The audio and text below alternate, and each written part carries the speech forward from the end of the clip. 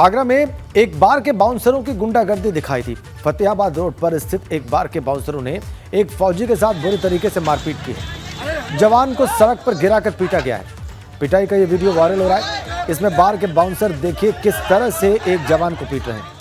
हालांकि एसएसपी का कहना है कि फौजी ने ही पहले किसी महिला से छेड़छाड़ की।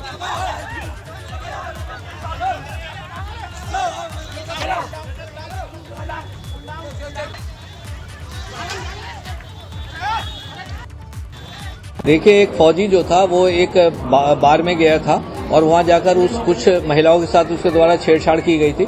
तो महिलाओं के जो परिजन हैं और अन्य लोगों ने उसके साथ धक्का मुक्की की थी। वो उसके बाद फौजी वहां से निकल गया था और उसने ना तो कोई एप्लीकेशन दी है और ना ही किसी हॉस्पिटल में उसने डॉक्टरी कराई है। फौजी की गलती थी। इस संबंध में जो मिलिट्री इंटेलिजेंस वाले हैं उन्हें अवगत करा दिया गया है और वो इसकी खुद जांच कर रहे हैं। इधर कानपुर में सरेआम फायरिंग का एक वीडियो सामने आया है। एक शख्स बंदूक से खुलेआम गोली चलाता नजर आ रहा है। बताया जा रहा है कि फायरिंग करने वाले शख्स को उसके बेटे के साथ किसी बात पर उसका विवाद हो गया और इसी विवाद में उसने फायरिंग करनी शुरू कर दी। यह वीडियो श्यामनगर इलाके का बताया जा रहा है। पुलिस ने बहुत मशक्कत के बाद किसी तरह से गोलीबाज व्यक्ति को सरेंडर करा दिया।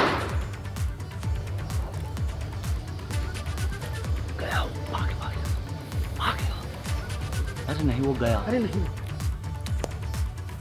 और एक बड़ी खबर, कानपुर बिकरू कांड में दोषी पुलिस कर्मियों पर शिकंजा कसा है। आईपीएस नीलाब्जा चौधरी और अनंत देव तिवारी की अब जांच होगी। नीलाब्जा चौधरी के अनंत देव को क्लीन चिट देने के मामले की जांच होगी। ज्वाइंट सेक्रेटरी सहेली घोष और यूपी के मुख्य सचिव डीएस मिश्रा इस जांच को करेंगे। बड़ी खबर बिकरू कांड से जुड़ी हुई। नीलाब्जा चौधरी के अनंत देव तिवारी को क्लीन चिट देने की जांच होगी। ज्वाइंट सेक्रेटरी सहेली घोष और मुख्य सचिव डीएस मिश्रा जांच करेंगे। आईपीएस नीलाब्जा और अनंत देव की जांच होगी।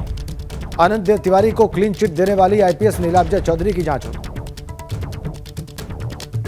बिकरू कांड में कानपुर पुलिस की भूमिका काफी ज्यादा संदिग्ध पाई गई थी और तमाम पुलिसकर्मी इस बाबत दोषी भी पाए गए कि उन्होंने विकास दुबे को इतना बड़ा अपराधी बनने में पल पल मदद की। शिकायतकर्ता एडवोकेट सौरभ भदौरिया हमारे साथ हैं क्योंकि एक और शिकायत करने पर एक जांच और ज़्यादा सेटअप कर दी गई है। सौरभ, आपने क्या शिकायत की थी? मैंने अनंत देव तिवारी जी जो कि बिकरू कांड की एसआईटी जांच में बृहद दंड के दोषी पाए गए थे, उनकी नीलाब्जा चौधरी जी द्वारा शासन जाँच करा रहा था। नीलाब्जा जी चौधरी द्वारा ये दे दिया गया है कि अनंत देव जयकांत वाजपेयी से किसी तरह के संबंध नहीं थे, जबकि एसआईटी ने माना। कई बार फ़ोन पे बात हुई, लगातार ये मिलने गया, इनकी लोकेशन वहाँ पे पाई गई। अनंत देव तिवारी खुले तौर पे संरक्षण कर रहे थे। जयकांत वाजपेयी के कहने पे वो थाने चौकियों में नियुक्ति करते थे।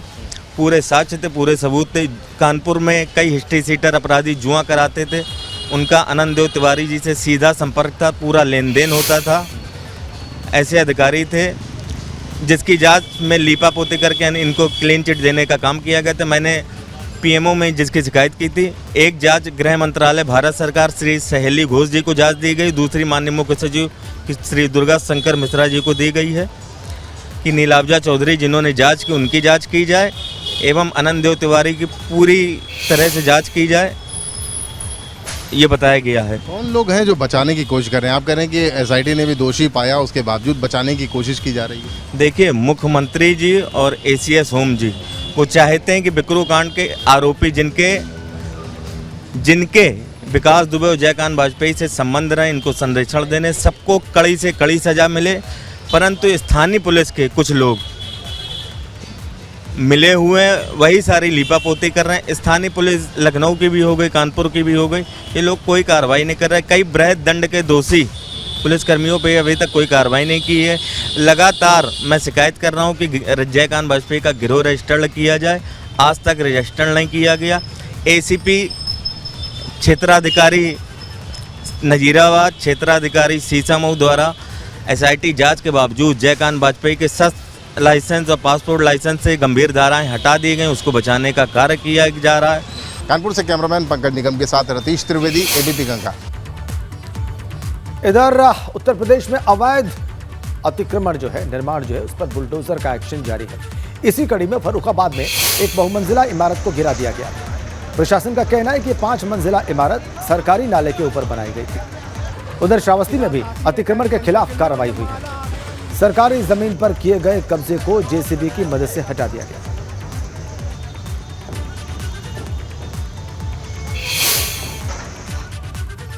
और गाजियाबाद में अथॉरिटी ने अतिक्रमण के खिलाफ कार्रवाई की है। अतिक्रमण और अवैध प्लॉटिंग करने वालों के खिलाफ बुलडोजर चलाए।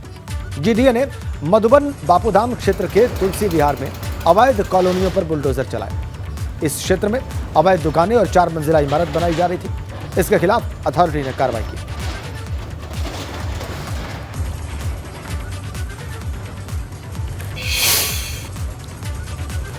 इधर मथुरा में खुद को आईएएस अफसर बताकर ठगी की कोशिश कर रहे व्यक्ति को पुलिस ने गिरफ्तार कर लिया है। बताया जा रहा है कि यह शख्स एक डॉक्टर से 5 लाख रुपए की फिरौती मांग रहा था। शिकायत के बाद पुलिस ने इसे गिरफ्तार कर लिया है। पकड़ा गया युवक लखनऊ के मलिहाबाद का रहने वाला है। एक व्यक्ति जो कि फर्जी तरीके से अपने आप को आईएएस बताकर वेटनरी कॉलेज के एक चिकित्सा अधिकारी को परेशान कर रहा था तथा उससे फिरौती मांगने का प्रयास कर रहा था।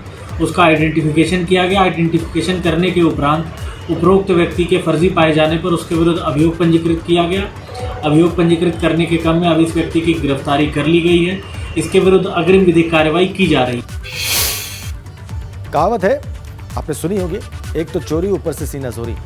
और ऐसा ही कुछ हुआ है बदायूं में। उधार के पैसे मांगने पर एक शख्स की बुरी तरह से पिटाई की गई। बताया जा रहा है कि एक दिव्यांग व्यक्ति ने गांव के ही युवक को कुछ पैसे उधार दिए। जब उधार के पैसे मांगे गए तो दिव्यांग की बुरी तरह से पिटाई की गई। ये देखिए आप कैसे। बदायूं की तस्वीरें, बदायूं की फुटेज। जिस व्यक्ति ने उधार दिया था, जब उसने अपना ही पैसा वापस मांगा तो दबंगों ने उसे कैसे बुरी तरीके से पीटा। इधर दिल्ली आगरा नेशनल हाईवे पर एक एम्बुलेंस में आग लग गई। हादसे के समय एम्बुलेंस में उसके ड्राइवर के अलावा 2 और लोग मौजूद थे।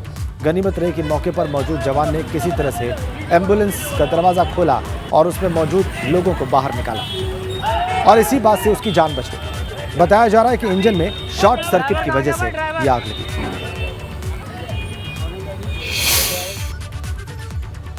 इधर गाजीपुर में भी योग दिवस को लेकर मदरसे में तैयारियां चल रही हैं।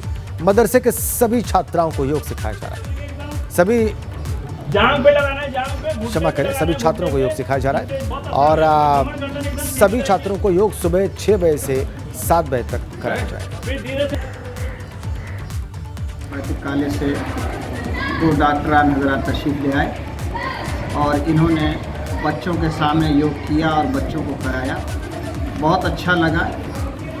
दवा से ज़्यादा बेहतर तरीक़ा हमें यही समझ में आया कि योग किया जाए। इसमें कोई नुकसान भी नहीं है और बहुत फ़ायदा है।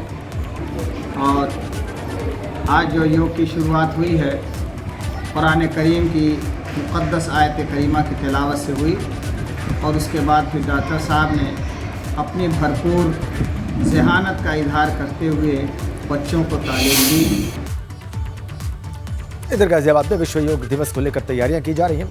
कोरोना महामारी के चलते पिछले 2 सालों से योग दिवस समारोह का बड़े स्तर पर आयोजन नहीं हो पा रहा था, मगर इस बार बड़े स्तर पर योग दिवस का आयोजन किया जा रहा है।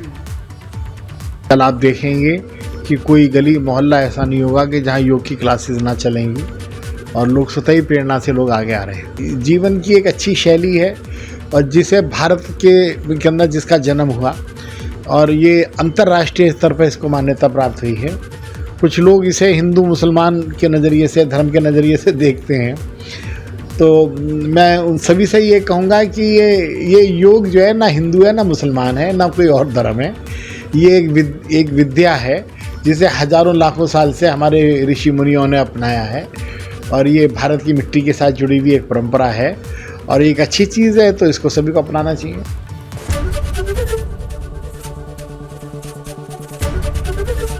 एबीपी गंगा, खबर आपकी, जुबान आपकी।